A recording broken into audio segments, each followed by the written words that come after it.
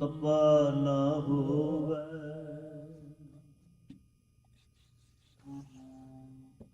अंदरों Dobby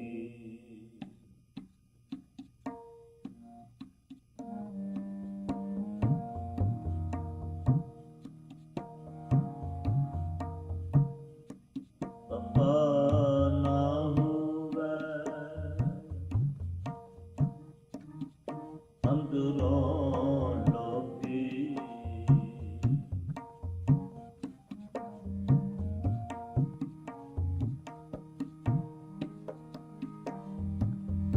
नित माया no फिरे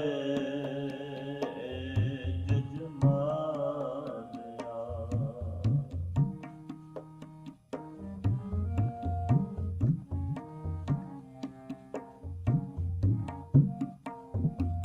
तपा न होवे अंदरों लोभी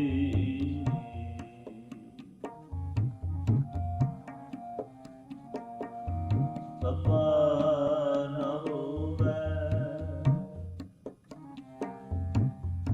अंदरों लोभी नित माया नो फिरे जजमानया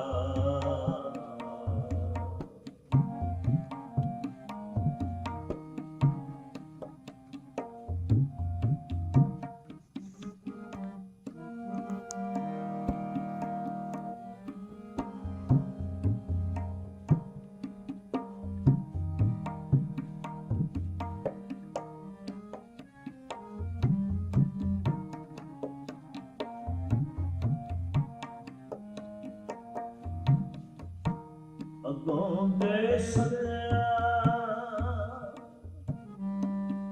सत्य दी पिखिया लाही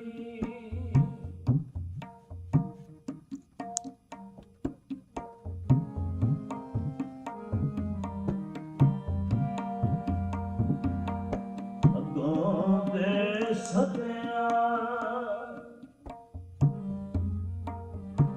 सत्य दी पिखिया लाही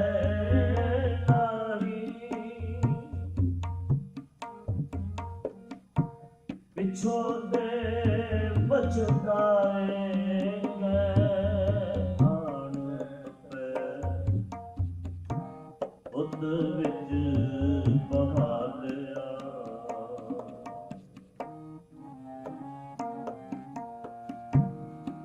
तपा न होवे अंदरों लोभी तपा न होवे अंदरों लोभी तपा न होवे अंदरों लोभी नित माया नो फिरे जजमानया तपा न होवे अंदरों लोभी तपा न होवे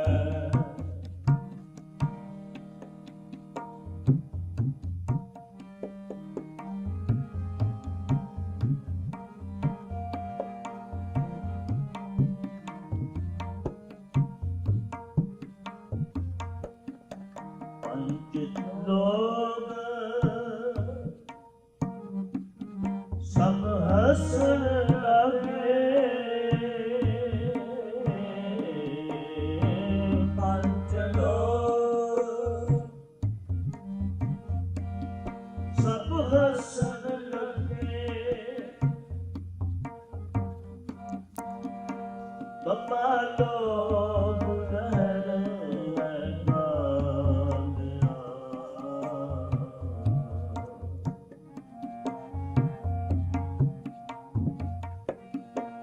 तपा लोग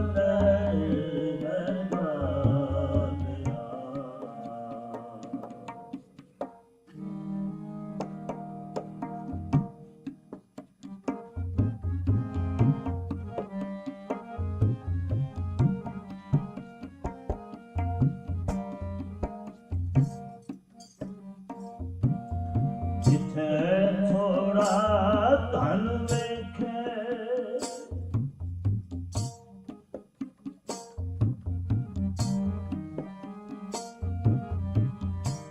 ਜਿੱਥੇ ਥੋੜਾ ਧਨ ਵੇਖੇ ਤਿੱਥੇ ਲੱਭਾ ਫਿਟੇ ਨਹੀਂ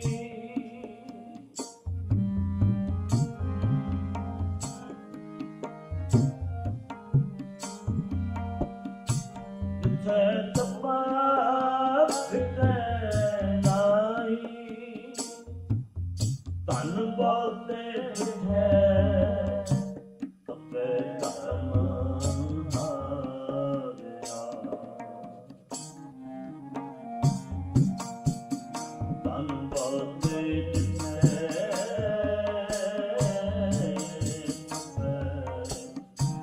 ਧਰਮ ਹਾਰਿਆ ਤਪਾ ਨ ਹੋਵੇ ਅੰਦਰੋਂ ਲੋਭੀ ਤਪਾ ਨ ਹੋਵੇ ਅੰਦਰੋਂ ਲੋਭੀ ਨਿਤ ਮਾਇਆ ਨੋ ਫਿਰੇ ਜਜਮਾਨਿਆ ਤਪਾ ਨ ਹੋਵੇ ਅੰਦਰੋਂ ਲੋਭੀ ਤਪਾ ਨ ਹੋਵੇ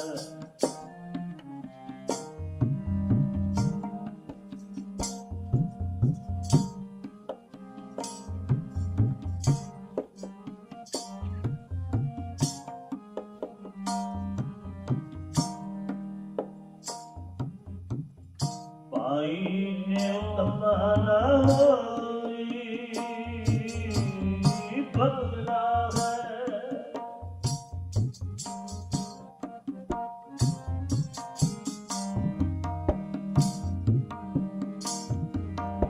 ਪਾਈ ਨੇ ਤਪਾ ਨ ਹੋਈ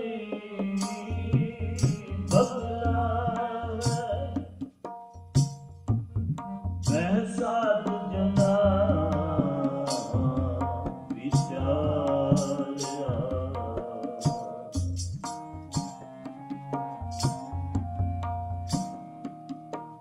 ਸਤਿਪੁਰਖ ਕੀ ਸਤਾ ਨਿੰਦਾ ਕਰੇ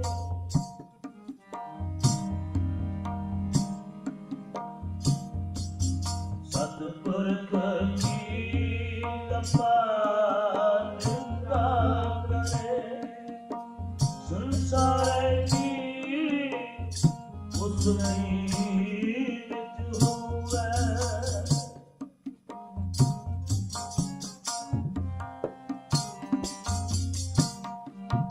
ਇੱਕ ਧੋਖੇ ਇੱਕ ਧੋਖੇ ਤਪਾ ਦੇ ਮਾਰਿਆ ਤਪਾ ਨ ਹੋਵੇ ਅੰਦਰੋਂ ਲੋਭੀ ਤਪਾ ਨ ਹੋਵੇ ਅੰਦਰੋਂ ਲੋਭੀ ਨਿਤ ਮਾਇਆ ਨੋ ਫਿਰੇ ਜਜਮਾਨਿਆ ਤਪਾ ਨ ਹੋਵੇ ਅੰਦਰੋਂ ਲੋਭੀ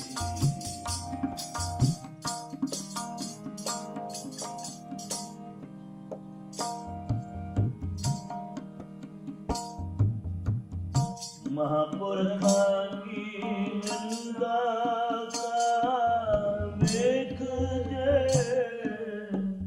तो मैनू फल लगवा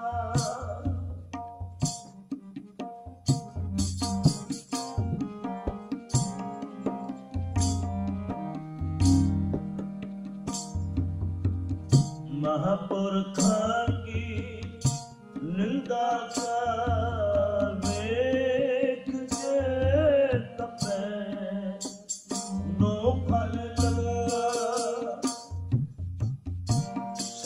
गया तपेगा कालिया,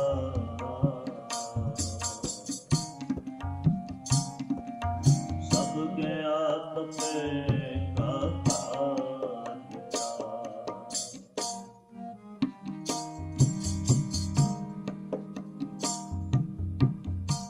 बाहर बह पंजाब तपा सदाए,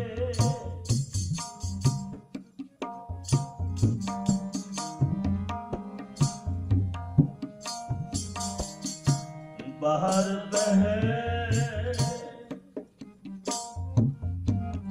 पंजाब तपा सदाए, अंदर बह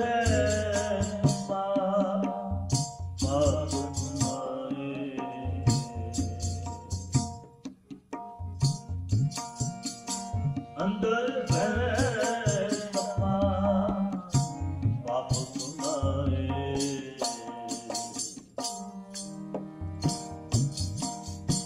और अंदर न पाप पंचालों का कर दिखा लिया,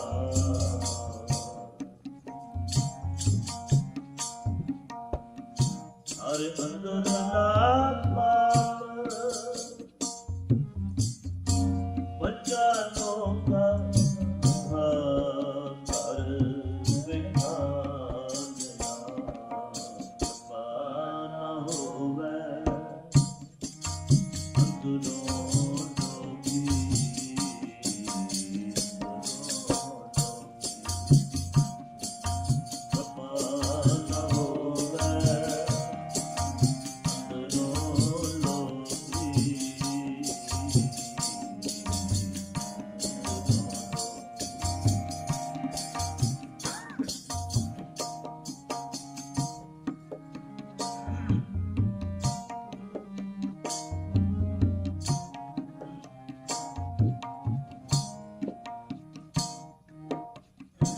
धर्मराय जमकंकरानो आँख छड़िया,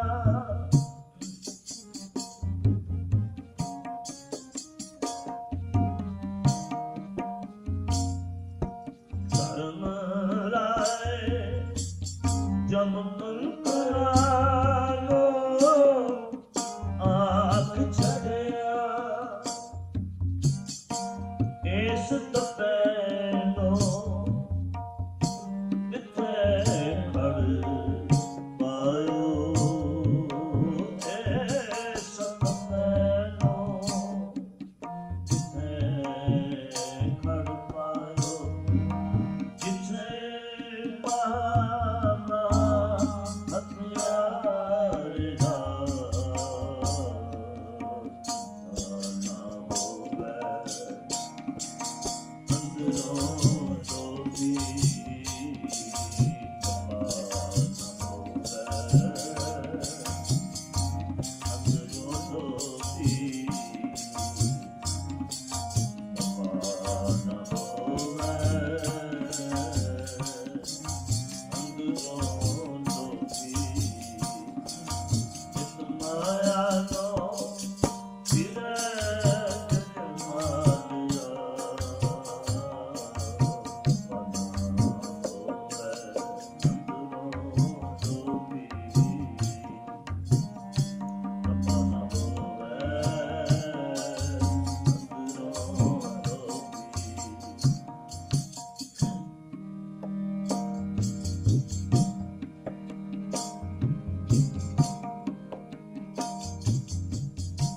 फिर इस समय दे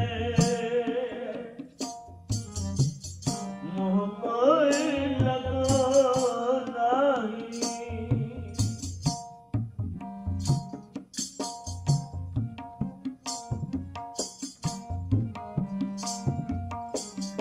फिर इस समय दे मुँह कोई लगो नहीं, सतगुरु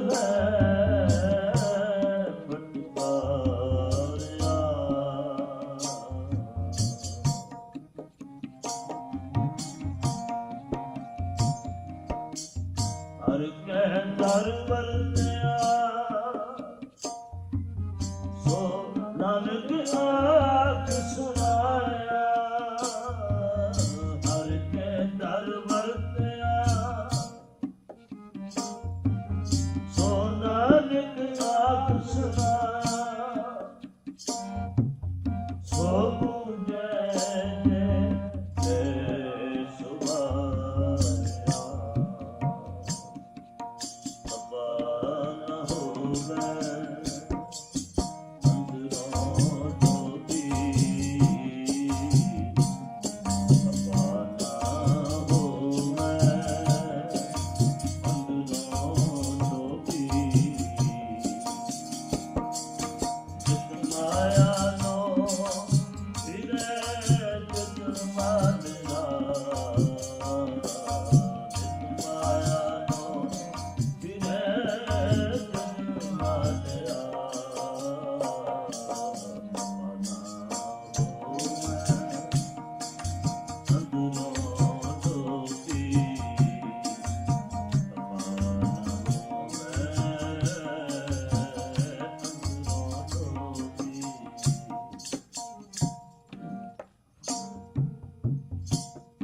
ਤਪਾ ਨ ਹੋਵੇ ਅੰਦਰੋਂ ਲੋਭੀ ਜਿਤ ਮਾਇਆ ਨੂੰ ਫਿਰੇ ਜਿਤ ਮਾਰਿਆ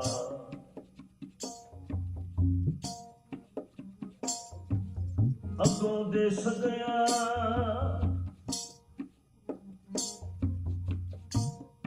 ਸੱਤੇ ਦੀ ਭਿਖਿਆ ਲੈ ਨਹੀਂ ਪਿੱਛੋਂ ਦੇ ਪਛਤਾਏ ਕੈ ਆੜ ਤੱਪੇ ਬੁੱਧ ਵਿੱਚ ਬਹਾਦਰਾ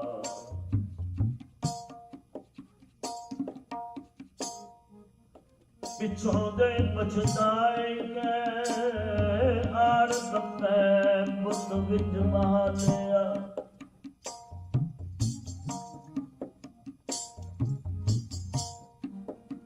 ਪੰਜ ਲੋਗ ਸਭ ਹੱਸਣ ਲੱਗੇ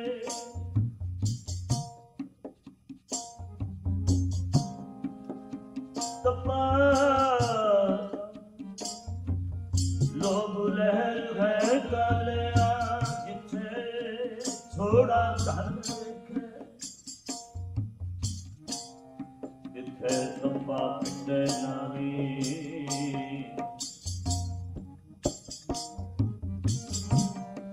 ਧਨ ਬਹੁਤੇ ਜਿੱਥੇ ਤਪੇ ਧਰਮ ਹਾਰਿਆ ਧੰਨ ਗੁਰੂ ਰਾਮਦਾਸ ਪਾਤਸ਼ਾਹ ਮਹਾਰਾਜ ਜੀ ਨੇ ਇਹ ਗੋੜੀ ਦੀ ਬਾਤ ਦੇ ਅੰਦਰ ਵੀ ਪਵਿੱਤਰ ਸ਼ਬਦ ਉਚਾਰਨ ਕੀਤਾ ਹੈ। ਮਹਲੇ ਚੌਥੇ ਦਾ ਇੱਕ ਪਵਿੱਤਰ ਸ਼ਬਦ ਹੈ ਧੰਨ ਗੁਰੂ ਰਾਮਦਾਸ ਜੀ ਦਾ। ਗੋਇੰਦਵਾਲ ਦੇ ਵਿੱਚ ਜਦੋਂ ਸਤਿਗੁਰੂ ਪਾਤਸ਼ਾਹ ਮਹਾਰਾਜ ਜੀ ਨੇ ਇਹ ਨਗਰ ਵਸਾਇਆ ਮਰਵਾ ਖੱਤਰੀ ਗੋਂਦਾ ਪਹਿਲਾਂ ਵੀ ਇਸ ਉਠਾਨਕਾ ਨੂੰ ਇਸ ਵਾਰ ਦੀ ਸ਼ੁਰੂਆਤ ਵਿੱਚ ਤੁਹਾਡੇ ਨਾਲ ਸਾਂਝਾ ਕੀਤਾ ਸੀ।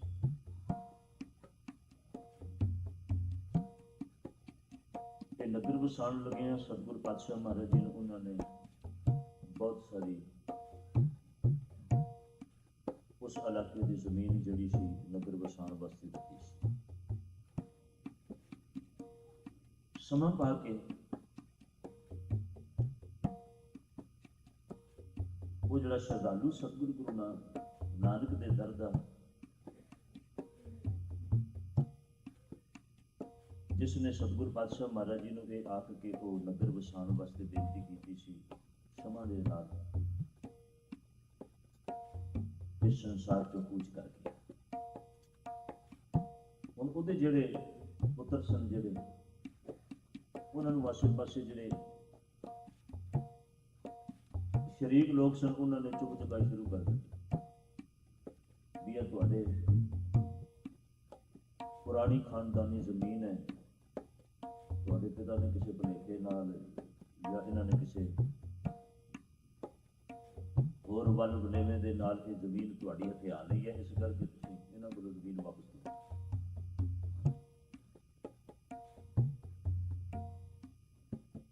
ਇਤਿਹਾਸਕਾਰ ਲਿਖਦੇ ਨੇ, ਕਹਿੰਦੇ ਨੇ ਉਹਨਾਂ ਨੇ ਜਾ ਕੇ ਸ਼ਿਕਾਇਤ ਲਾਹੌਰ ਦੇ ਸੂਬੇਦਾਰ ਕੋਲ ਕਰ ਦਿੱਤੀ। ਉਸ ਵਕਤ ਲਾਹੌਰ ਦਾ ਸੂਬੇਦਾਰ ਜ਼ਾਫਰ ਬੇਗ ਸੀ, ਬੜਾ ਨਿਆਂ ਵਾਲਾ। ਉਸਨੇ ਜਦੋਂ ਉਹ ਸ਼ਿਕਾਇਤ ਉਹਨਾਂ ਕੋਲ ਪਹੁੰਚੀ ਤੇ ਧੰਨ ਗੁਰੂ ਤੀਜੇ ਪਾਤਸ਼ਾਹ ਗੁਰੂ ਅਮਰਦਾਸ ਪਾਤਸ਼ਾਹ ਮਹਾਰਾਜ ਜੀ ਨੂੰ ਉਹਨਾਂ ਨੇ ਸੱਦ ਬੁਲਾਇਆ ਵੀ ਤੁਸੀਂ ਆਓ, ਤੁਹਾਡੀ ਸ਼ਿਕਾਇਤ ਆਈ ਹੈ ਵੀ ਤੁਸੀਂ ਇਸ ਸ਼ਿਕਾਇਤ ਦਾ ਆਪਣੀ ਦਾ ਸਾਡੇ ਪਾਸ ਆ ਕੇ ਆਪਣਾ ਪੱਖ ਤੁਸੀਂ ਦੱਸੋ। ਤੇ ਧੰਨ ਗੁਰੂ ਅਮਰਦਾਸ ਪਾਤਸ਼ਾਹ ਮਹਾਰਾਜ ਜੀ ਨੇ ਉਸ ਗੁਰੂ ਰਾਮਦਾਸ ਪਾਤਸ਼ਾਹ ਜੀ ਜਿਹੜੇ ਸੁੱਖ ਤੇ ਸੇਵਾ ਕਰਦੇ ਸਨ, ਨਾਮ ਉਹਨਾਂ ਦਾ ਉਸ ਵਕਤ ਭਾਈ ਜੇਠਾ ਸੀ, ਅਜੇ ਗੁਰਗੱਦੀ ਦੇ ਵਿਰਾਜਮਾਨ ਨਹੀਂ ਨਾ। ਉਹਨਾਂ ਨੂੰ ਹੋਰ ਕੁਝ ਸਿੱਖਾਂ ਦੇ ਨਾਲ ਸਤਿਗੁਰੂ ਪਾਤਸ਼ਾਹ ਮਹਾਰਾਜ ਜੀ ਨੇ ਲਾਹੌਰ ਵਿੱਚ ਭੇਜ ਦਿੱਤਾ ਤੇ ਇਹਨਾਂ ਨੇ ਜਾ ਕੇ ਆਪਣੇ ਗੁਰੂ ਘਰ ਦਾ ਜਿਹੜਾ ਪੱਖ ਸੀ ਬੜੀ ਬਾਖੂਬੀ ਦੇ ਨਾਲ ਜਾ ਕੇ ਸਾਰਾ ਸਾਹਮਣੇ ਰੱਖਿਆ। ਤੇ ਜ਼ਾਫਰ ਬੇਗ ਨੇ ਉਹ ਜਿਹੜਾ ਉਹਨਾਂ ਨੇ ਉਹ ਪਰਚਾ ਪਾਇਆ ਸੀ ਨਾ, ਉਹਨਾਂ ਨੂੰ ਕੈਂਸਲ ਕਰ ਦਿੱਤਾ ਵੀ ਇਹ ਬਿਲਕੁਲ ਝੂਠਾ ਹੈ, ਇਹਦੀ ਕੋਈ ਬੁਨਿਆਦ ਨਹੀਂ। ਪਰ ਉਹਨਾਂ ਨੂੰ ਫਿਰ ਵੀ ਚੈਨ ਨਹੀਂ ਸੀ ਆਉਂਦੀ, ਕਿਉਂਕਿ ਉਹ ਉੱਥੇ ਇੱਕ ਉਸੇ ਸਥਾਨ ਦੇ ਉੱਤੇ ਇੱਕ ਤੱਪਾ ਬਸਦਾ ਸੀ। ਪੁਰਾਣੇ ਲੋਕ ਤੁਸੀਂ ਸ਼ਾਇਦ ਬਹੁਤ ਚੰਗੀ ਤਰ੍ਹਾਂ ਜਾਣਦੇ ਹੋ, ਪੁਰਾਣੇ ਲੋਕ ਜਿਹੜੇ ਸਨ ਕੀ ਕਰਦੇ ਸਨ, ਤਪ ਸਾਧਦੇ ਸਨ, ਧੂਣੀਆਂ ਲਾਣੀਆਂ, ਪਾਣੀ ਵਿੱਚ ਖਲੋ ਕੇ ਜਲ ਧਾਰਾ ਕਰਨੀ, ਉੱਠ ਕੇ ਲਟਕਣਾ, ਭੁੱਖੇ ਰਹਿਣਾ, ਤੇ ਇਹ ਸਾਰਾ ਕੁਝ ਇਸ ਲਈ ਕਰਦੇ ਸਨ। ਉਹ ਇਤਨੇ ਕਸ਼ਟ ਜੀਵਨ ਦੇ ਵਿੱਚ ਆਪਣੇ ਸਰੀਰ ਨੂੰ ਦਿੰਦੇ ਸਨ ਵੀ ਉਹ ਸੋਚਦੇ ਸਨ ਵੀ ਇਸ ਤਰ੍ਹਾਂ ਦੇ ਨਾਲ ਸਰੀਰ ਨੂੰ ਕਸ਼ਟ ਦੇ ਕੇ ਸਰੀਰ ਜਿਉਂ-ਜਿਉਂ ਕਸ਼ਟ ਚੱਲਦਾ ਜਾਏਗਾ ਤੇ ਉਹ ਨਿਰਬਲ ਹੁੰਦਾ ਚਲਿਆ ਜਾਏਗਾ। ਜਿਉਂ-ਜਿਉਂ ਕਸ਼ਟ ਦੇ ਨਾਲ ਸਰੀਰ ਨਿਰਬਲ ਹੋ ਜਾਏਗਾ, ਇਹਦੇ ਵਿੱਚੋਂ ਤਾਕਤ ਘਟਦੀ ਚਲੀ ਜਾਏਗੀ। ਉਸ ਤਰ੍ਹਾਂ ਦੇ ਨਾਲ ਸਤਿਗੁਰੂ ਪਾਤਸ਼ਾਹ ਜੀ ਦੇ ਇਸ ਪਵਿੱਤਰ ਬਚਨ ਦੇ ਰਾਹੀਂ ਜੋ ਸਾਨੂੰ ਸੂਝ ਮਿਲ ਰਹੀ ਹੈ, ਉਹਨਾਂ ਨੂੰ ਐਸਾ ਪ੍ਰਤੀਤ ਹੁੰਦਾ ਸੀ ਵੀ ਸਾਡੇ ਸਰੀਰ ਦੇ ਅੰਦਰ ਜਿਹੜੀਆਂ ਊਣਤਾਈਆਂ ਨੇ, ਜਿਹੜੀਆਂ ਕਮੀਆਂ ਨੇ, ਜਿਹੜੀਆਂ ਸਾਡੇ ਮਨੁੱਖ ਦੇ ਜੀਵਨ ਦੇ ਅੰਦਰ ਬੁਰਾਈਆਂ ਨੇ, ਉਹ ਆਪੇ ਉਹ ਵੀ ਹੌਲੀ ਹੌਲੀ ਉਹ ਵੀ ਕਮਜ਼ੋਰ ਪੈ ਜਾਂਦੀਆਂ।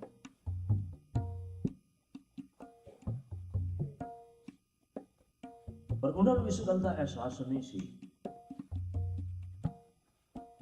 ਵੀ ਬੁਰਾਈਆਂ ਦਾ ਬੀਜ ਕਿੱਥੇ ਪਿਆ ਹੋਇਆ।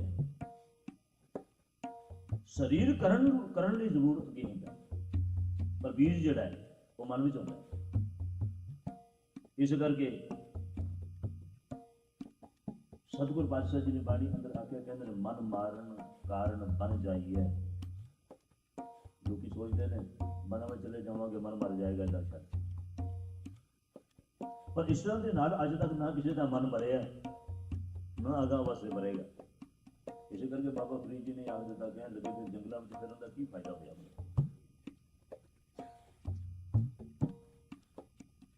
ਸੋ ਮੇਰੀ ਕਹਿਣ ਤੋਂ ਮੁਰਾਦ ਉਹਨਾਂ ਦੀ ਇਹ ਜਿਹੜੀ ਇਹ ਸੋਚ ਸੀ, ਇਹ ਸੋਚ ਕਾਰਗਰ ਸੋਚ ਨਹੀਂ ਸੀ, ਗੁਰਮਤਿ ਉੱਤੇ ਪੂਰੀ ਨਹੀਂ ਸੀ ਉਤਰਦੀ। ਖੈਰ ਉਹ ਤਪੱਸਿਆ ਕਰਕੇ ਲੋਕਾਂ ਵਿੱਚ ਆਪਣੀ ਪ੍ਰਭਤਾ ਜ਼ਰੂਰ ਬਣਾ ਲੈਂਦੇ ਸੀ। ਤੁਸੀਂ ਆਮ ਤੌਰ ਤੇ ਵੇਖਿਆ ਹੋਣਾ, ਜੇ ਕਿਤੇ ਕੋਈ ਪਿੰਡਾਂ ਦੇ ਆਮ ਤੌਰ ਤੇ ਪਹਿਲਾਂ ਪਿੰਡਾਂ 'ਚ ਬਾਹਰ ਵੀ ਬੈਠਾ ਹੁੰਦਾ ਸੀ, ਧੂਣੀ ਦਬਾਈ ਹੁੰਦੀ ਸੀ, ਤਰਜੂਲ ਵੜਿਆ ਹੋਇਆ, ਆਸੇ ਪਾਸੇ ਉਹਨੇ ਧੂਣੀ ਲਾਈ ਹੋਈ ਆ, ਵਿਚਕਾਰ ਬੈਠਾ ਸੁਆਹ ਬਲੀ ਹੈ, ਤੇ ਲੋਕੀ ਜਿਹੜੇ ਲੰਘਦੇ ਕਰਦੇ ਹੁੰਦੇ ਸਨ ਉਹ ਸੋਚਦੇ ਸਨ ਬੜਾ ਤਪਸਵੀ ਹੈ, ਬੜਾ ਤਪ ਕਰਦਾ ਹੈ, ਬੜਾ ਕਠਨ ਤਪ ਕਰ ਰਿਹਾ ਹੈ। ਤੇ ਲੋਕੀ ਲੰਘਦਿਆਂ ਕਰਦੇ ਹੀ ਨਮਸਕਾਰ ਮੱਥਾ ਟੇਕ ਜਾਂਦੇ, ਹੌਲੀ ਹੌਲੀ ਪ੍ਰਸਿੱਧੀ ਹੋ ਜਾਂਦੀ ਸੀ। ਅੰਦਰ ਕੀ ਵਰਤਦਾ ਉਹ ਤੇ ਹੁਣ ਕੌਣ ਵੇਖਣ ਵਾਲਾ, ਅੰਦਰ ਕਿਹਨੇ ਪੜ੍ਹੇ, ਅੰਦਰ ਕੌਣ ਜਾਣਦਾ। ਇਸ ਕਰਕੇ ਹੁਣ ਬਾਹਰ ਦੀ ਕਿਰਿਆ ਤੇ ਦਿਸਦੀ ਪਈ ਆ, ਅੰਦਰ ਦੀ ਕਿਰਿਆ ਨਹੀਂ ਦਿਸਦੀ। ਪ੍ਰਸਿੱਧੀ ਦੇ ਉਹ ਨਾਲ ਉਹ ਲੋਕਾਂ ਨੂੰ ਭਰਮਾ ਕੇ ਆਪਣੇ ਮਗਰ ਲਾ ਲੈਂਦੇ ਸਨ। ਤੇ ਉਸ ਢੰਗ ਦੇ ਨਾਲ ਇੱਥੇ ਗੋਇੰਦਵਾਲ ਵਿੱਚ ਵੀ ਜਿਹੜਾ ਇੱਕ ਤਪਾ ਵਸਦਾ ਸੀ, ਉਹਦੇ ਨਾਲ ਵੀ ਬੜੀ ਦੁਨੀਆ ਲੱਗੀ ਸੀ ਪਹਿਲਾਂ। ਤੇ ਅੰਦਰੋਂ ਗੁਰੂ ਸਾਹਿਬ ਪਾਤਸ਼ਾਹ ਮਹਾਰਾਜ ਜੀ ਦੀ ਪ੍ਰਸਿੱਧੀ ਵੇਖ ਕੇ ਧੰਨ ਗੁਰੂ ਅਮਰਦਾਸ ਪਾਤਸ਼ਾਹ ਮਹਾਰਾਜ ਜੀ ਦੇ 4 ਚੁਫੇਰੇ ਸਿੱਖੀ ਦੇ ਅੰਦਰ ਇਤਨੀ ਵੱਡੀ ਪ੍ਰਸਿੱਧੀ ਹੋਈ ਵੇਖ ਕੇ ਅੰਦਰੋਂ ਉਹਨੂੰ ਖੁੰਸ ਸੀ, ਅੰਦਰੋਂ ਮਨੋਂ ਬੜਾ ਦੁਖੀ ਸੀ। भी मैं इतना तप करने वाला, मैं इतनी देर से उत्ते बैठा, मैनू इतने लोग मेरे मगर नहीं लगे हुए, मेरी कोई पूजा प्रतिष्ठा उतनी नहीं हो रही जितनी इन्होंने कुछ दिनों में इन्हों की हो गई है। और अंदरों मन करके दुखी सी। तो हुण उसने वो गौंदे खतरी के जोड़े बच्चे सन उन्होंने चुप चुका शुरू करके सतगुरु पातशाह जी के खिलाफ करके दावे करने शुरू कर दिए। पंथ प्रकाश के लिखारे भी लिखते हैं, गुरप्रताप सूरी ग्रंथ के लिखारे भी लिखते हैं भी उन्होंने जो परचा लाहौर पाया वो भी उन्होंने झूठा साबित कर दिता। उन्होंने उत्थे तसल्ली नहीं हुई, मुड़ जाके दिल्ली जाके बादशाह के परचा पा दिता कि साडी फरियाद सुनी जाए। होर भी तरीका जो उन्होंने दिनों के अंदर तरीके चल रहे सन। जो बादशाह की सवारी जाती सी लोग काला चोला पा के वो सामने चले जाते सन ताकि किसी को कहना ना पवे, दसना ना पवे भी ये कौन आया, ये क्यों आया। वो दूरों पता लग जाता है कोई फरियादी है। जिन्हें काला चोला पा के बादशाह की सवारी अगे आके आ खलोना, दूरों पता लग जाता सी भी ये फरियादी कोई आया अपनी फरियाद कहने वास्ते, अपना कोई दुख दया दसन वास्ते आया। जो उन्होंने ये सारे हीले वरते, सारिया पासियां दे झूठे पै गए। पिछले भी शब्द आ चुके हैं इस पौड़ी के अंदर, इस वार के अंदर। तो उन्होंने सारिया थावां दे उत्ते उन्हां दा झूठ का जिहड़ा पसारा सी उन्हां दे किसी कार्य नहीं आ सकिया। हर थां दे उत्ते उन्होंने मूँह दिखानी पई ते आखिर उस सतगुरु पातशाह महाराज जी दे इतने वैरी हो खलोते भी उन्होंने हर थां दे उत्ते कुछ ना कुछ जिथे भी कोई दा लगे उस दिन किते दा ला लगे सी। बाउली बन के तैयार हो गई। जिहड़ा उत्थे खूह सी ना गोइंदवाल साहब दे खूह हुंदा सी, पता नहीं पुराने तुसीं जानदे हो कि खूह अज कल तो हर घर के अंदर हैंड पंप लग गया, खूह अपने अपने कढ़ लैंदे ने। पुराने जमानियां दे विच पुराने समय दे जो मेरे भी वेखण विच आया, दो दो चार चार पिंडां दा एक साझा खूह होया करदा सी। फिर एक एक पिंड दा अपना अपना खूह होण लग पिया। उत्थे ही भावें जितने लोग होंदे सी सारे पानी भरदे सन। कई पत्तियां दे लोग इक्को थां ते पानी भरदे सन। गोइंदवाल दे विच इक्को ही खूह सी जित्थों सारे लोग जाके पानी भरदे। जदों सिख पानी लैण वास्ते जांदे सन उन्हां दे घड़ियां नूं तोड़ना शुरू करता उन्होंने तपे दे कहण ते। सतगुरु पातशाह जी ने मशकां लै दित्तियां, उन्होंने तीर मार के मशकां नूं तोड़ना शुरू कर दिता। सतगुरु जी ने गागरां भी लै दित्तियां, वो वटे मारने शुरू कर दिते। सतगुरु पातशाह जब बावली बनावे थे ये जी बावली साहब बनी है गोइंदवाल साहब देखे वो पानी की लोड़ नूं पूरियां करने लई बनी है, इसलिए नहीं जे बनी भी उत्थे 84 कट्टी जाएगी, मैनूं क्षमा कर देना, इसलिए नहीं बनी। ओहदियां पूरियां 84 पौड़ियां भी नहीं जे, किसी वेले तुहाडा मन करे जरूर गिनती कर लियो जाके। पर प्रचलित कहानियां ऐसियां बना दित्तियां गईयां करामाती कहानियां सिख धर्म के अंदर भी जे मनुख ने एक बारी उत्थे 84 वारी इशनान करके 84 पाठ कर ले तो उसकी 84 कट्टी गई, तो यह मतलब उस तो बाद बंदा जो मर्जी करता रहे, उन तो खुली छुट्टी मिल गई ना। फिर भी अपने जीवन च तू एक बारी तू अपना आ काम कर लिया, हुण तेन खुली छुट्टी है, जिदा मर्जी अपना जीवन बतीत कर, तू चंगा कर माड़ा कर, तेन हुण किसी गल की कोई चिंता करने की लोड़ नहीं। पर नहीं, सतगुरु पातशाह जी ने हर दम हर पल मनुख नूं सुचेत करके अपने जीवन में चलने वास्ते प्रेरणा करते हैं। भी कोई मनुख ऐसा ना सोचे भी मैं एक बार इदा कर लिया तो मुड़ के मैनूं लोड़ नहीं या मैनूं मुड़ के उसकी कोई जरूरत नहीं।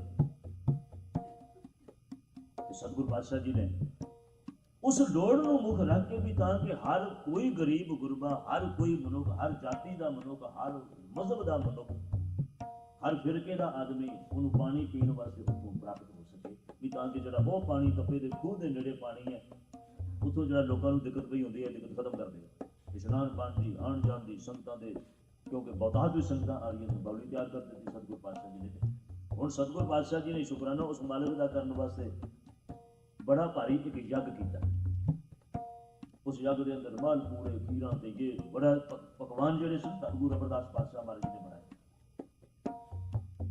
ते दयालु सतगुरु पातशाह महाराज जी ने हुण सदा भेजिया उस तपे नूं भी कि तुसीं भी आओ, सारी दुनिया नूं खुला सदा है, असीं तुहानूं भी सदा पत्र दिंदे हां भी इस यज्ञ दे विच इस लंगर दे तुसीं भी आके प्रशादा छको ते आके तुसीं भी सारे नाल शामिल हो। ਉਹਦਾ ਜ਼ਿਕਰ ਇਸ ਬਾਣੀ ਦੇ ਇਸ ਪਵਿੱਤਰ ਸ਼ਬਦ ਰਾਹੀਂ मैं सारा पढ़ के तुहानूं सुणा दिता। सतगुरु पातशाह जी फरमान करते हैं, कहते हैं उस वक्त उन्हें ना कर दी जी मैं नहीं आऊँगा, मेरी लोड़ है, मैं नहीं आऊँगा। ਹੁਣ ਉਹਦਾ ਜਿਹੜਾ ਪਾਜ ਸੀ ਵੀ ਉਹ ਕਿਤਨਾ ਕੁ ਅੰਦਰੋਂ ਪਰਮੇਸ਼ਰ ਦਾ ਭਗਤ ਹੈ ਤੇ ਪਰਮੇਸ਼ਰ ਨਾਲ ਜੁੜਿਆ ਹੋਇਆ, ਕਿਤਨਾ ਕੁ ਉਹ ਤਪਾ ਹੈ, ਕਿਤਨਾ ਕੁ ਉਹ ਰੱਬ ਦਾ ਪਿਆਰਾ ਹੈ। ਸਤਿਗੁਰੂ ਇਹ ਪਾਜ ਲੋਕਾਂ ਦੇ ਸਾਹਮਣੇ ਖੋਲ੍ਹਣਾ ਚਾਹੁੰਦੇ ਸਨ। ਹੁਣ ਗਰੀਬ ਨਵਾਜ਼ ਪਾਤਸ਼ਾਹ ਜੀ ਨੇ ਇੱਕ ਵਿਰੋਧ ਕੀਤੀ। ਸਤਿਗੁਰੂ ਪਾਤਸ਼ਾਹ ਜੀ ਨੇ ਆਖਿਆ ਵੀ ਹੁਣ ਜਿਹੜੇ ਲੋਕ ਵੀ ਇੱਥੇ ਪ੍ਰਸ਼ਾਦਾ ਛਕਣ ਵਾਸਤੇ ਆਉਣਗੇ ਇਸ ਲੰਗਰ ਦੇ ਵਿੱਚ, ਅੱਜ ਦੇ ਯੱਗ ਦੇ ਵਿੱਚ, ਉਹਨਾਂ ਨੂੰ ਮਾਇਆ ਵੀ ਦਿੱਤੀ ਜਾਏਗੀ, ਉਹਨਾਂ ਨੂੰ ਮਾਇਆ ਵੀ ਅਰਪਣ ਕੀਤੀ ਜਾਏਗੀ। ਔਰ ਮਾਇਆ ਜਿਹੜੀ ਸੀ ਉਹ ਅਰਪਣ ਕਰਨ ਦਾ ਸਤਿਗੁਰੂ ਪਾਤਸ਼ਾਹ ਜੀ ਨੇ ਐਲਾਨ ਕਰ ਦਿੱਤਾ ਤੇ ਉਹਨੂੰ ਲੱਗਿਆ ਵੀ ਹੁਣ ਤੇ ਮੋਹਰਾਂ ਮਿਲਣਗੀਆਂ ਇੱਥੇ। ਹੁਣ ਅੰਦਰੋਂ ਜਿਹੜਾ ਸੀ, ਹੁਣ ਅੰਦਰੋਂ ਵੀ ਪਹਿਲਾਂ ਤੇ ਸਦਿਆ ਬੁਲਾਇਆ ਪਰ ਨਹੀਂ ਆਇਆ। ਹੁਣ ਲਾਲਚ ਪੈਦਾ ਹੋ ਗਿਆ ਵੀ ਜਿਹੜੀਆਂ ਮੋਹਰਾਂ ਜਿਹੜੀਆਂ ਜਾਂਦੀਆਂ ਰਹਿਣਗੀਆਂ, ਮੋਹਰਾਂ ਲੋਕਾਂ ਨੂੰ ਮਿਲਣਗੀਆਂ, ਮੈਨੂੰ ਨਹੀਂ ਮਿਲਣਗੀਆਂ, ਮੈਂ ਤੇ ਘਾਟੇ 'ਚ ਰਹਿ ਗਿਆ। ਤੇ ਇਤਿਹਾਸਕਾਰ ਇਹ ਲਿਖਦੇ ਨੇ, ਕਹਿੰਦੇ ਨੇ ਹੁਣ ਉਹਨੇ ਸਿੱਧੇ ਰਸਤਿਓਂ ਨਹੀਂ, ਜਿੱਥੋਂ ਲੰਗਰ ਦਾ ਜਾਣ ਦਾ ਰਸਤਾ ਸੀ ਨਾ, ਸਿੱਧਾ ਦਰਵਾਜ਼ਾ ਉਧਰੋਂ ਨਹੀਂ ਭੇਜਿਆ ਆਪਣੇ ਮੁੰਡੇ ਨੂੰ। ਆਪਣੇ ਬੱਚੇ ਨੂੰ ਕੀ ਕੀਤਾ, ਦੀਵਾਰ ਦੇ ਉੱਪਰੋਂ ਦੀ ਚੜਾਇਆ ਤੇ ਚੜਾ ਕੇ ਉਹਨੇ ਵਿੱਚ ਉੱਥੇ ਪੰਗਤ ਵਿੱਚ ਲਿਆ ਕੇ ਬਿਠਾ ਦਿੱਤਾ ਵੀ ਤਾਂ ਕਿ ਉਹ ਜਿਹੜੀਆਂ ਮੋਹਰਾਂ ਮਿਲਦੀਆਂ ਨੇ ਉਹ ਮੈਨੂੰ ਜ਼ਰੂਰ ਮਿਲ ਜਾਣ, ਅਸੀਂ ਇਸ ਤੋਂ ਬਾਅਦ ਇਹ ਲੈ ਜਾਈਏ। ਸਤਿਗੁਰੂ ਪਾਤਸ਼ਾਹ ਮਹਾਰਾਜ ਜੀ ਨੇ, ਇਤਿਹਾਸਕਾਰ ਤਾਂ ਇਹ ਵੀ ਲਿਖਦੇ ਨੇ, ਕਹਿੰਦੇ ਜਿਸ ਵਕਤ ਉਹ ਆ ਕੇ ਉੱਥੇ ਪੰਗਤ ਦੇ ਵਿੱਚੋਂ ਉਹਨੇ ਛਾਲ ਮਾਰੀ ਨਾ, ਆ ਕੇ ਪਿੱਛੇ ਆ ਕੇ ਡਿੱਗਿਆ ਉਹਦੇ ਵਿੱਚ, ਉਹਦੀ ਲੱਤ ਵੀ ਟੁੱਟ ਗਈ ਕਹਿੰਦੇ। ਪਰ ਗੁਰਬਾਣੀ ਦੇ ਪਵਿੱਤਰ ਸ਼ਬਦ ਇਸ ਗੱਲ ਦਾ ਜ਼ਿਕਰ ਨਹੀਂ। ਪਰ ਇਹ ਜ਼ਿਕਰ ਜ਼ਰੂਰ ਹੈ ਵੀ ਉਸਨੇ ਮਗਰੋਂ ਆ ਕੇ ਉਹਦੇ ਵਿੱਚ ਸ਼ਾਮਲ ਜ਼ਰੂਰ ਕੀਤਾ ਆਪਣੇ ਬੱਚੇ ਨੂੰ। ਤੇ ਸਤਿਗੁਰੂ ਪਾਤਸ਼ਾਹ ਮਹਾਰਾਜ ਜੀ ਨੇ, ਧੰਨ ਗੁਰੂ ਰਾਮਦਾਸ ਪਾਤਸ਼ਾਹ ਮਹਾਰਾਜ ਜੀ ਨੇ ਉਸ ਸਾਰੀ ਵਿਥਿਆ ਨੂੰ ਜੋ ਗੁਰੂ ਅਮਰਦਾਸ ਪਾਤਸ਼ਾਹ ਜੀ ਉਸ ਵੇਲੇ ਹੋਈ, ਉਸ ਪਵਿੱਤਰ ਸ਼ਬਦ ਦੇ ਵਿੱਚ ਅੰਦਰ ਕਰ ਦਿੱਤਾ, ਜਿਹੜੀ ਮੈਂ ਤੁਹਾਨੂੰ ਪੜ੍ਹ ਕੇ ਸੁਣਾਈ। ਸਤਿਗੁਰੂ ਪਾਤਸ਼ਾਹ ਜੀ ਕਹਿੰਦੇ ਤਪਾ ਨਾ ਹੋਵੇ ਅੰਦਰੋਂ ਲੋਭੀ, ਨਿਤ ਮਾਇਆ ਨੂੰ ਫਿਰੇ ਜਜਮਾਲਿਆ। ਜਜਮਾਲਿਆ ਕਹਿੰਦੇ ਜੀ ਕੋੜ ਦੇ ਰੋਗ, ਕੋੜ ਦਾ ਰੋਗ ਦੀਰਘ ਰੋਗ ਆਖਿਆ ਜਾਂਦਾ ਹੈ, ਜਿਸ ਰੋਗ ਦਾ ਇਲਾਜ ਬਹੁਤ ਮੁਸ਼ਕਲ ਹੁੰਦਾ ਹੈ ਔਰ ਜਿਸ ਰੋਗ ਦਾ ਰੋਗੀ ਜਿਹੜਾ ਹੈ ਬਹੁਤ ਵਿਲਕਦਾ ਰਹਿੰਦਾ ਹੈ। ਸਤਿਗੁਰੂ ਪਾਤਸ਼ਾਹ ਜੀ ਕਹਿੰਦੇ ਨੇ ਮਾਇਆ ਨੇ ਇਸ ਨੂੰ ਇਤਨਾ ਕੋੜੀ ਕਰ ਦਿੱਤਾ ਹੈ, ਤਪੇ ਮਾਇਆ ਦੇ ਰੋਗ ਦੇ ਅੰਦਰ ਇਤਨਾ ਕੋੜੀ ਹੋ ਗਿਆ ਵੀ ਉਹ ਹੁਣ ਆਪਣਾ ਦੀਨ ਅਮਾਨ ਸਭ ਕੁਝ ਭੁੱਲ ਗਿਆ ਵੀ ਮੈਨੂੰ ਬਿਨਾਂ ਬੁਲਾਇਆ ਸੀ, ਮੈਂ ਨਹੀਂ ਗਿਆ, ਮੇਰਾ ਧਰਮ ਕੀ ਹੈ, ਮੈਨੂੰ ਕੀ ਕਰਨਾ ਚਾਹੀਦਾ, ਸਭ ਕੁਝ ਭੁੱਲ ਗਿਆ। ਸਤਿਗੁਰੂ ਪਾਤਸ਼ਾਹ ਜੀ ਨੇ ਅੱਗੋਂ ਦੇ ਸਦਿਆਂ, ਪਹਿਲਾ ਸਦਿਆ ਸਦਾ ਦੇ ਪਹਿਲਾ ਸਦਾ ਪੁੱਤਰ ਭੇਜਿਆ, ਕਹਿੰਦੇ ਸੱਤੇ ਦੀ ਭਿਖਿਆ ਲੈ ਨਾ ਹੀ ਉਸੋਂ ਤਾਂ ਆ ਕੇ ਨਹੀਂ ਵਿੱਚ ਬਹਿੰਦਾ। ਫਿਰ ਕੀ ਕਰਦਾ, ਕਹਿੰਦੇ ਪਿੱਛੋਂ ਦੇ ਪਛਤਾਏ ਕੇ ਆਣ ਤੱਪੈ ਪੁੱਤ ਵਿੱਚ ਬਹਾ ਲਿਆ। ਹੁਣ ਜਦੋਂ ਜਿਸ ਵਕਤ ਦੇਖਿਆ ਨਹੀਂ ਹੁਣ ਮਾਇਆ ਮਿਲਣ ਲੱਗ ਪਈ ਹੈ, ਉਹਨੇ ਆਖਿਆ ਜਾ ਬੇਟਾ ਤੂੰ ਵੀ ਚਲਾ ਜਾ, ਇਹ ਦੁਆਰ ਤੱਕ ਕੇ ਚਲਾ ਜਾ। ਹੁਣ ਜਿਹੜੇ ਉੱਥੇ ਲੋਕ ਬੈਠੇ ਹੋਏ ਸਨ, ਉਹਨਾਂ ਦੇ ਸਾਰਿਆਂ ਨੇ ਵੇਖ ਹੀ ਲਿਆ ਨਾ ਵੀ ਆ ਗਿਆ, ਹੁਣ ਅਸੀਂ ਬੁਲਾ ਕੇ ਆਏ ਹਾਂ, ਸੁਨੇਹੇ ਦੇ ਕੇ ਆਏ ਹਾਂ। ਹੁਣ ਸਤਿਗੁਰੂ ਪਾਤਸ਼ਾਹ ਜੀ ਕਹਿੰਦੇ ਪੰਜ ਲੋਕ ਸਭ ਹੱਸਣ ਲੱਗੇ, ਤਪਾ ਲੋਭ ਲਹਿਰ ਹੈ ਗਾਲਿਆ, ਲੋਭ ਜਾ ਲੋਭ ਲਹਿਰ ਜਾ ਗਈ, ਆਪਣੇ ਬਚਨਾਂ ਤੋਂ ਫਿਰ ਗਿਆ। ਇਸ ਕਰਕੇ ਕਹਿੰਦੇ ਜਿੱਥੇ ਧਨ ਥੋੜਾ ਦਿਖੇ ਤਿੱਥੇ ਤਪਾ ਪਿੱਟੇ ਨਹੀਂ, ਧਨ ਬਹੁਤੇ ਜਿੱਥੇ ਤਪੇ ਧਰਮ ਹਾਰ। ਜਿਹਦੇ ਕੁਝ ਥੋੜੀ ਚੀਜ਼ ਮਿਲਦੀ ਹੋਵੇ ਉਹਦੇ ਕਹਿੰਦਾ ਚਲੋ ਕੋਈ ਗੱਲ ਨਹੀਂ ਜੀ ਮੈਂ ਦਿਖਾ ਦਾਂ, ਪਰ ਹੁਣ ਜਿੱਥੇ ਬਹੁਤਾ ਲਿਫਾਫਾ ਮਿਲਦਾ ਹੋਵੇ ਵੱਡਾ, ਉਹਦੀ ਹੁਣ ਵਿਸਾਲ ਬੜਾ ਭੁੱਲ ਜਾਂਦਾ। ਮੈਨੂੰ ਕਈ ਥਾਂ ਤੁਹਾਨੂੰ ਵੈਸੇ ਮਿਲਦੇ ਨੇ ਜਿਹੜੇ ਕਹਿੰਦੇ ਸੀ ਮਾਇਆ ਨੂੰ ਆਪਣੀ ਲਾਉਂਦੇ, ਪਰ ਤੁਸੀਂ ਉਹਨਾਂ ਦੇ ਡੇਰੇ ਜਾ ਕੇ ਵੇਖੋ ਤੇ ਕੋਈ ਪੁੱਛੇ ਕਿ ਮਾਇਆ ਤੋਂ ਬਗੈਰ ਕਿੱਦਾਂ ਬਣੇ ਨੇ ਇਤਨੇ ਵੱਡੇ ਅਡੰਬਰ ਔਰ ਇਤਨੀਆਂ ਵੱਡੀਆਂ ਤੁਹਾਡੇ ਕੋਲ ਵਧੀਆ ਤੋਂ ਵਧੀਆ ਕਾਰਾਂ ਨੇ, ਵਧੀਆ ਤੋਂ ਵਧੀਆ ਤੁਹਾਡੇ ਕੋਲ ਸਾਧਨ ਨੇ, ਵੀ ਆਖਰ ਇਹ ਮਾਇਆ ਤੋਂ ਬਗੈਰ ਕਿੱਦਾਂ ਹੋਇਆ ਸਭ ਕੁਛ। ਪਰ ਜੇ ਕੋਈ ਜੀ ਨਹੀਂ, ਅਸੀਂ ਮਾਇਆ ਨੂੰ ਆਪਣੀ ਲਾਉਂਦੇ, ਅਸੀਂ ਮਾਇਆ ਤੇ ਆਦੀ ਹੋਈ। ਤੇ ਇਸ ਕਰਕੇ ਸਤਿਗੁਰੂ ਪਾਤਸ਼ਾਹ ਜੀ ਨੇ ਐਸੇ ਲੋਕਾਂ ਦਾ ਜ਼ਿਕਰ ਕਰ ਦਿੱਤਾ, ਕਹਿੰਦੇ ਜਿੱਥੇ ਧਨ ਥੋੜਾ ਦਿਖੇ ਜਿੱਥੇ ਤਪਾ ਪਿੱਟੇ ਨਹੀਂ, ਧਨ ਬਹੁਤੇ ਜਿੱਥੇ ਤਪੇ ਧਰਮ ਹਾਰੇ। ਕਹਿੰਦੇ ਆਪਣਾ ਧਰਮ ਛੱਡ ਗਿਆ ਵੀ ਮੈਂ ਨਹੀਂ ਜਾਣਾ, ਇਹ ਧਰਮ ਕੀਤਾ ਸੀ ਉਹਨੇ ਵੀ ਮੈਂ ਨਹੀਂ ਜਾਣਾ, ਪਰ ਆਪਣਾ ਧਰਮ ਛੱਡ ਗਿਆ, ਆਪਣਾ ਵਚਨ ਛੱਡ ਗਿਆ। ਇਸੇ ਪਵਿੱਤਰ ਸ਼ਬਦ ਦੇ ਅੰਦਰ ਸਤਿਗੁਰੂ ਪਾਤਸ਼ਾਹ ਜੀ ਅੱਗੇ ਸਾਰੀਆਂ ਪੰਕਤੀਆਂ ਅੰਦਰ ਉਸਦੇ ਸਾਰੇ ਇਸ ਜ਼ਿਕਰ ਨੂੰ ਕਰਦਿਆਂ ਹੋਇਆ ਵੀ ਸਤਿਗੁਰੂ ਪਾਤਸ਼ਾਹ ਜੀ ਆਖਦੇ ਕਹਿੰਦੇ ਵੀ ਐਸਾ ਮਨੁੱਖ ਜਿਹੜਾ ਹੈ ਉਹ ਜੀਵਨ ਦੇ ਅੰਦਰ ਆਪ ਆਪਣੇ ਇਸ ਜੀਵਨ ਅੰਦਰ ਵੀ ਸੁਖ ਨਹੀਂ ਪ੍ਰਾਪਤ ਕਰ ਸਕਦਾ, ਦੀਨ ਵੀ ਉਸਦਾ ਚਲਾ ਜਾਂਦਾ ਤੇ ਦੁਨੀ ਵੀ ਚਲੀ ਜਾਂਦੀ। ਸਤਿਗੁਰੂ ਪਾਤਸ਼ਾਹ ਮਹਾਰਾਜ ਜੀ ਨੇ ਬਾਣੀ ਅੰਦਰ ਆਖਿਆ, ਕਹਿੰਦੇ ਦੀਨ ਗਵਾਇਆ ਦੁਨੀ ਸਿਓ ਦੁਨੀ ਨਾ ਚਾਲੇ ਸਾਥ। ਤੇ ਹੁੰਦਾ ਕੀ ਹੈ, ਕਹਿੰਦੇ ਨੇ ਪਾਏ ਕੁਹਾੜਾ ਮਾਰਿਆ ਗਾਫਰ ਆਪਣੇ ਹੱਥ, ਕਹਿੰਦੇ ਆਪਣੇ ਹੱਥ ਨਾਲ ਹੀ ਆਪਣੇ ਪੈਰ ਤੇ ਕੁਹਾੜਾ ਮਾਰਦੇ ਆ, ਆਪਣੇ ਹੱਥ ਨਾਲ, ਕਿਸੇ ਕੋਲੋਂ ਨਹੀਂ। इस करके अपने दीन ते दुनी नूं दोवां नूं गवा के मनुख चला जाता है। ते सतगुरु पातशाह महाराज जी ने आख्या, कहने लगे ऐसे मनुख नूं कहंदे ने, गरीब नवाज पातशाह जी कहंदे ने, धर्म राय जम कंकरां नूं आख छड्डिया। ये फैसला सुना रहे ने सतगुरु पातशाह जी ऐसे मनुख वास्ते। कहंदे इस तप्पे नूं तिथे खड़ पायो जिथे महा महा अंधियारे आ। कहने ने उत्थे जाके सुटना है, उस स्थान के उत्ते जाके रखना है, ऐसी जगह के उत्ते इसका निवास किया जाए जिथे महा अंधियारे वसदे ने। फिर अगली गल कहती, फिर इस तप्पे दे मूंह कोई लगे ना, हुण इहदा मूंह भी कोई ना लावे दे नाल। क्यों? सतगुरु पातशाह जी आखण लगे ये सतगुरु है फिटकारिया, ये सतगुरु तो फिटकारे है कि सतगुरु तो इसने अपने आप के जीवन के अंदर फिटकारां प्राप्त कीतियां ने। इस करके सतगुरु गरीब नवाज पातशाह जी का पुत्र शब्द सानू की उपदेश बख्शिश करता है। गरीब नवाज पातशाह जी आखदे ने, कहंदे ने साडे लिए उपदेश इस पवित्र शब्द का की है कि असीं अपने जीवन के अंदर जो बचन गुरु साडे सानू बचन देंदे ने, जो सानू गुरु बचन साडे बख्शिश करते हैं, उन्हां बचनां दी पालना करना, गुरु के बचनों की पालना करना, ਅਤੇ गुरु के बचनों के द्वारा जो गुरु बचन सानू दे के साडे जीवन के अंदर सानू उचिया करना चाहते हैं, उन्हां बचनों नूं पाल के अपने जीवन के अंदर ढाल के ते अपने जीवन नूं उच्चा ते सुच्चा करना। बल्कि ये नहीं भी असीं अंदरों कुछ होर बाहरों कुछ होर। उसनूं सतगुरु पातशाह महाराज जी ने बाणी के अंदर बड़ा स्पष्ट आख्या, जिन मन होर मुख होर शिकंड कच्ची, वो प्रवाह नहीं। इसे करके गरीब नवाज पातशाह जी ने बाणी अंदर एक भजन आख्या, कहते नानक कचड़िया स्यों तो कोई लोग नहीं उसे रखने दी, कोई वास्ता ना रखा। मैं कितने जाऊंगा महाराज फिर मैं की करा? कहते तू समझ संत पक्किया, कहते पक्का संत ढोल, पक्का संत गौर है गुरु, ते उस गुरु के कोल जा जिहड़ा बिल्कुल पक्का है। इस करके उस पक्के दे नाल जदों तेरी दोस्ती होगी तो फिर तेनों किसी प्रकार का डर दुनिया के अंदर नहीं व्यापेगा, फिर तेनों कोई दौखला नहीं होगा जीवन के अंदर, फिर जीवन के अंदर किसी प्रकार की तेनों कोई कमी वाली घाटे वाली गल कितने नजरी नहीं आएगी। गुरु सदा अंग संग होकर तेरे नाल होएगा। इस करके सतगुरु पातशाह जी ऐसे लोगों का जिक्र करते हुए बाणी के पवित्र शब्द राही भजन करते हैं सतगुरु पातशाह।